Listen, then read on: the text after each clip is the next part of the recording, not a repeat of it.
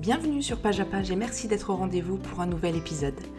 Le portrait de Dorian Gray est un roman écrit par Oscar Wilde qui a suscité la controverse et la critique dans l'Angleterre victorienne.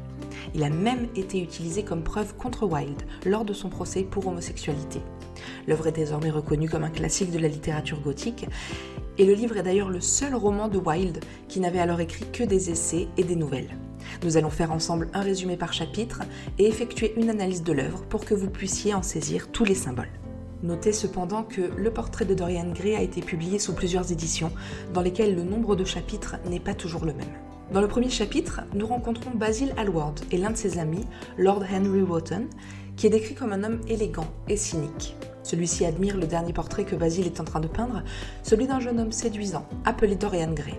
La beauté du garçon et la qualité de sa peinture attirent l'attention de Lord Henry, qui encourage son ami à l'exposer dans sa galerie. Basil lui répond qu'il ne peut pas, car il a mis trop de lui-même dans le portrait. La conversation s'oriente alors vers le modèle, que Lord Henry souhaite vivement rencontrer. Mais Basil refuse, redoutant la mauvaise influence de son ami sur un jeune homme pur comme Dorian. Cependant, son désir de le protéger ne sert à rien.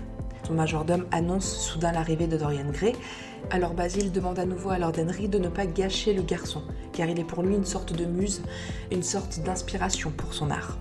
Au chapitre 2, nous faisons la connaissance de Dorian Gray qui n'était jusqu'ici qu'un seul nom. Il est en effet un jeune homme dont la beauté fascine et obsède Basil. Lord Henry, en parlant à Dorian et en lui expliquant sa façon de vivre, initiera bientôt le jeune homme à la philosophie hédoniste. La conversation avec Henry change Dorian, qui commence à souhaiter que son portrait vieillisse à sa place, tandis qu'il resterait éternellement jeune et beau. Ce souhait aura malheureusement de graves conséquences dans le futur. Dans le troisième chapitre du portrait de Dorian Gray, nous en apprenons plus sur l'histoire de Dorian grâce aux enquêtes menées par Lord Henry. Dorian est apparemment le fils de la fille de Lord Kelso, qui s'est enfui, s'est marié et a donné naissance à un fils, le fameux Dorian, avec un homme de classe inférieure. Cela a tellement enragé Lord Kelso qu'il a décidé de mettre fin à la vie de son gendre. Après le meurtre de son père par un homme engagé par son beau-père, la mère de Dorian est morte à son tour dans des conditions tout aussi étranges et déroutantes. Totalement orphelin, Dorian a été finalement élevé par son grand-père. Ces origines un peu troubles de Dorian fascinent Lord Henry, qui est déterminé à façonner la personnalité du jeune garçon et à l'aider à s'épanouir, à le conduire vers la sensualité et l'hédonisme. Avec cette idée en tête, il se rend à un déjeuner où Dorian est également présent. Là, il commence à parler et à vanter sa philosophie de la vie et son idée qu'il ne faut jamais abandonner la jeunesse. Admiratif de ses paroles et de son talent oratoire, Dorian l'aborde à la fin du repas pour lui faire part de son désir d'en savoir plus. Ensemble, ils vont se promener dans le parc, Dorian oubliant même qu'il avait rendez-vous avec le peintre Basil. Et puis la relation entre Dorian et Lord Henry se resserre au chapitre 4. Ils font de nombreux projets ensemble. Le garçon fait totalement confiance à son mentor et n'hésite donc pas à lui dire qu'il est amoureux d'une actrice de théâtre nommée Sybil Vane. Dorian Gray l'a rencontrée parce qu'il a assisté à une représentation théâtrale au cours de laquelle il a vu Sybil jouer. Dorian est fasciné par le talent de Sybil sur scène et par sa beauté. Après la représentation, il s'est rendu dans sa loge pour la rencontrer en personne et lui faire la cour. Sybil est également subjuguée par l'attention de Dorian et tombe amoureuse de lui à son tour. Après avoir passé de nombreuses nuits à la voir au théâtre et à apprendre à la connaître, Dorian lui demande de l'épouser. Ce dernier, après avoir raconté son histoire à Lord Henry, lui demande finalement de l'accompagner au théâtre pour rencontrer Sybil et s'assurer de son talent. Il décide également d'inviter Basil, qu'il a ignoré ces dernières semaines mais qu'il remercie pour le magnifique portrait qu'il a peint.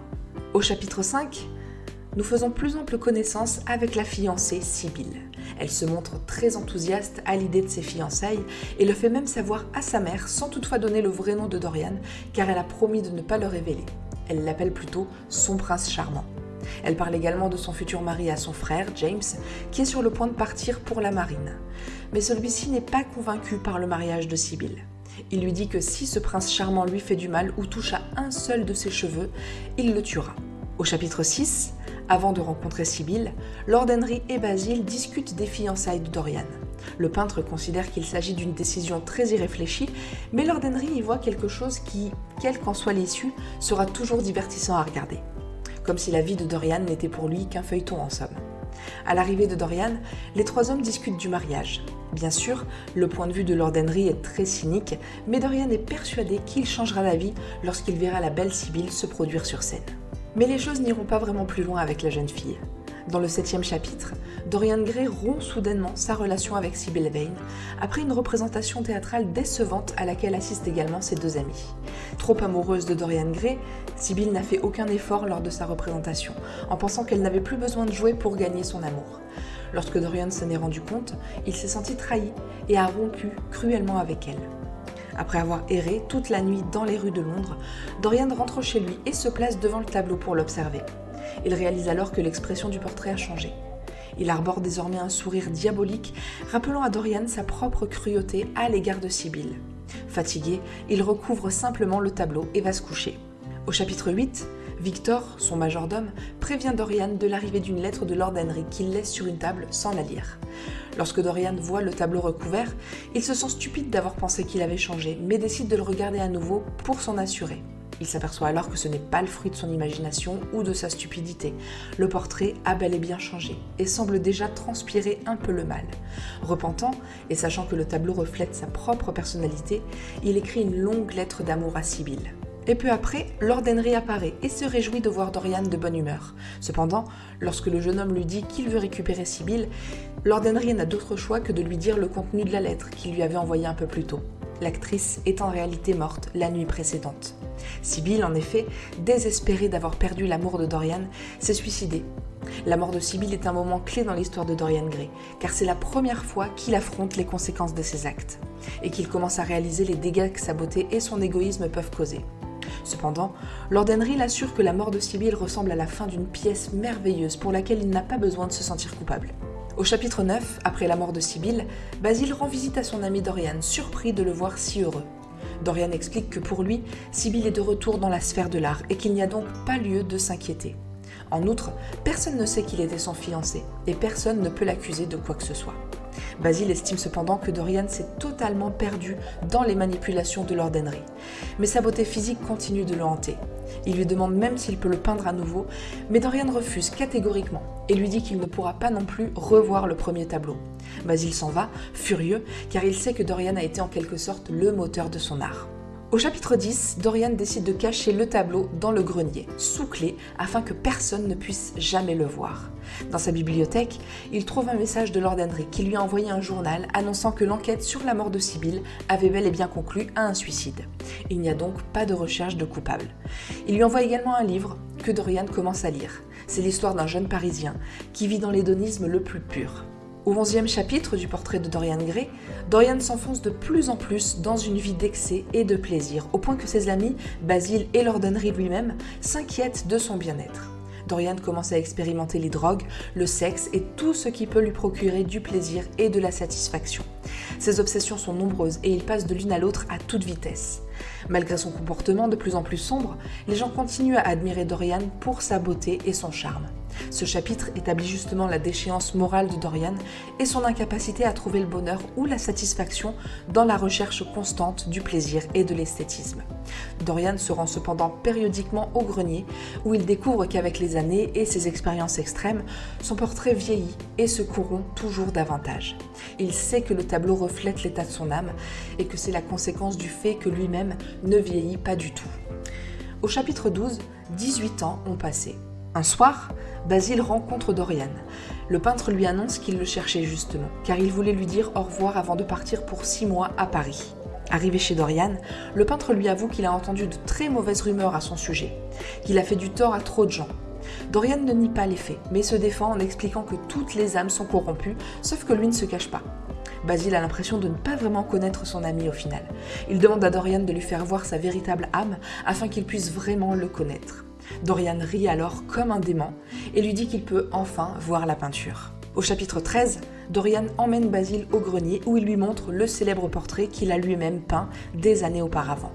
Basil est horrifié, incapable de croire qu'il s'agit véritablement du portrait original. Cependant, il n'a plus aucun doute lorsqu'il voit sa signature. Il exhorte alors Dorian à se repentir afin de purifier son âme.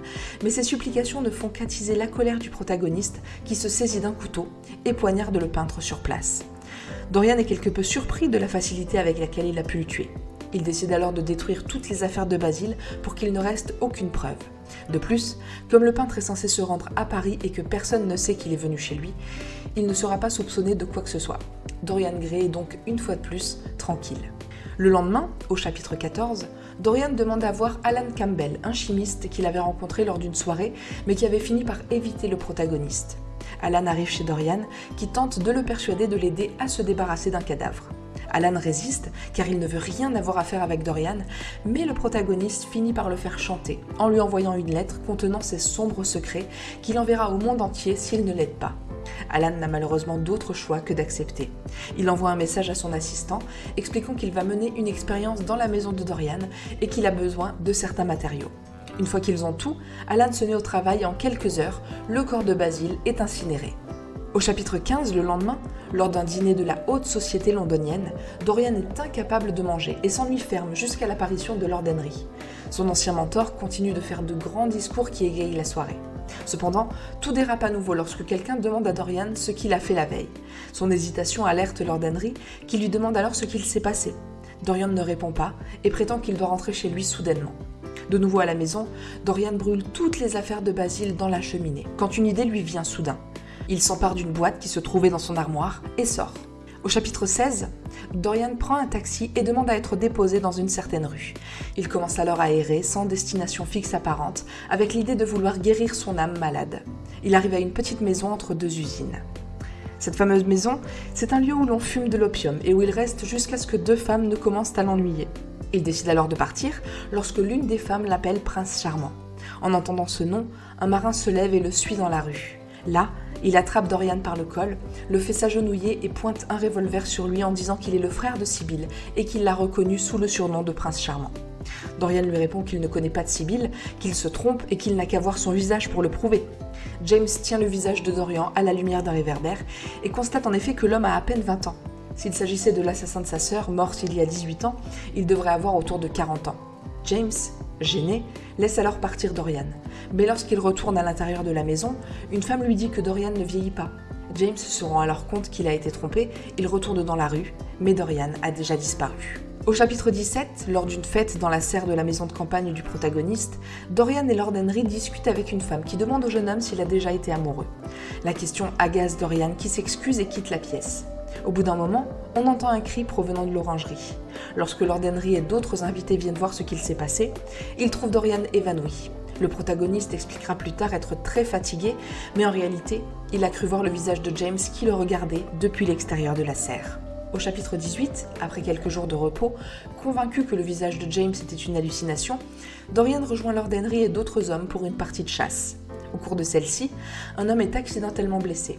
Bien qu'on ne sache pas qui il est, on soupçonne qu'il s'agit d'un clerc ou d'un batteur. Après une conversation embarrassante au cours de laquelle Lord Henry dit à Dorian qu'il aimerait rencontrer quelqu'un qui a tué délibérément et non par accident, Dorian s'endort. Mais le gardien en chef du domaine le réveille pour l'informer qu'il ne sait toujours pas qui est le mort. Dorian se rend alors à l'endroit où gît le corps et bien qu'il ne le dise pas, il l'identifie. C'est James. Cela le remplit de joie car son secret est désormais bien gardé. Mais au chapitre 19, Dorian est déterminé à changer enfin. Il le fait savoir à Lord Henry et explique qu'il a déjà commencé ses bonnes actions, car il a rencontré hier une jeune paysanne nommée Hetty qui lui rappelle beaucoup Sibyl. Et cette fois, il décide de ne pas lui briser le cœur comme il l'a fait avec tant d'autres. La conversation porte ensuite sur la disparition de Basil qui, avec le suicide d'Alan Campbell, a été la grande nouvelle à Londres. À ce moment-là, alors qu'il joue quelque chose au piano, Dorian demande avec désinvolture à Lord Henry s'il aimerait qu'il lui dise qu'il a assassiné Basil. Lord Henry lui répond que le meurtre n'appartient qu'aux classes inférieures et qu'il n'a pas le caractère pour faire une telle chose. Il continue à parler et Lord Henry révèle sa conception de l'âme, qui pour lui ne vaut rien. Dorian s'en offusque car, selon lui, elle peut être belle ou malade. Mais Lord Henry se moque de son argument qu'il trouve ridicule. Alors que Dorian joue du piano, son ancien mentor lui dit qu'il devrait être fier de la vie qu'il a menée, si pleine de plaisir et de romantisme. Dorian lui répond qu'il l'est, mais qu'il a changé. Finalement, au 20e et dernier chapitre du portrait de Dorian Gray, nous accompagnons le protagoniste lors de son retour à pied de la maison de Lord Henry. Sur le chemin, il entend certaines personnes passer devant lui et chuchoter son nom, mais il n'y fait pas attention, parce qu'il ne pense plus qu'à Hetty et à ses bonnes actions. Une fois rentré chez lui, il se regarde dans le miroir et voyant son reflet, jette le miroir par terre. Pour se calmer et laisser derrière lui les visages de Basil, Alan Campbell ou James Vane, tous victimes de son mal, il se concentre sur Hetty, dont l'innocence intacte est la plus grande preuve qu'il est en train de changer. Et puis il monte au grenier pour vérifier son portrait. En le découvrant, il pousse un cri d'horreur en constatant que c'est toujours le même, mais avec un sourire hypocrite plus prononcé encore. Il se rend alors compte que l'intérêt qu'il porte à Hetty n'est qu'un autre acte de vanité et d'égoïsme pour se sauver lui-même. Le tableau est le seul qui témoigne vraiment de son être, de son âme et de son épreuve.